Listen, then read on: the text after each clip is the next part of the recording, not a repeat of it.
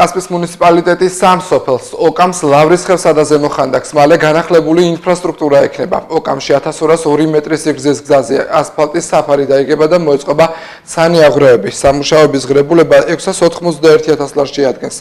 მაღალმთიან სოფელ ლავრისხევთან და ლავრისხევის სააგარეკე დასახლებებთან მისასვლელი გზა ამ დრომდე გრუნტიანი იყო და მისი რეაბილიტაცია პირველად ხორციელდება. დაგეგმილია 2,5 კილომეტრიანი გზის ასფალტ-ბეტონის საფარით მოწყობა. პროექტი ორეტაპიანია და წელს დასრულდება. სამუშაოების ღირებულება 1,5 ლარზე მეტ შეადგენს. სოფელ ზემო ხანდაკში კი 1 კილომეტრამდე გზის რეაბილიტაცია მიმდინარეობს, დაიგება ასფალტ-ბეტონის საფარი, ასევე პროექტის ფარგლებში რეაბილიტირდება გზის მიერთებები და ეზოებში შესასვლელები. სამუშაოების ღირებულება 527,000 ლარს შეადგენს.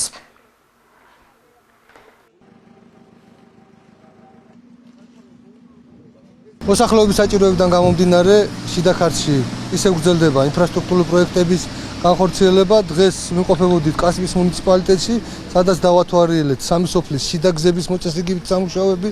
ეს გახლავთ ოკამის შიდა გზა, ლავრისხევის და ზემო ხანდაკის გზების მოასფალტება. აღნიშნული პროექტი მორგებულია ჩვენი მოსახლეობის მოთხოვნებზე, მორგებულია მათი პირობების გაუმჯობესებაზე. და რა თქმა უნდა ჩვენ მაქსიმალურად შევეცდებით რომ ჩვენი მოსახლეობის თხოვნები და ის რეკომენდაციები გავითვალისწინოთ, რასაც რა თქმა უნდა ყოველდღიური საჭიროებიდან გამომდინარე აყენებს ჩვენ წინაშე. ამ ეტაპზე ვიმყოფებით სოფელ ოკამში, სადაც ერთ-ერთი შიდა გზა კეთდება. დაახლოებით 150 ოჯახზე მეტი ცხოვრობს ამ უბანში და მოსახლეობის თხოვნა იყო რომ ასფალტის საფარი დაგვეგო, არასოდეს არ ყოფილა ამ უბანში ასფალტის საფარი და მაქსიმუმ 1 კვირის განმავლობაში დასრულდება საგზაო ინფრასტრუქტურის მოწესრიგების სამუშაოები.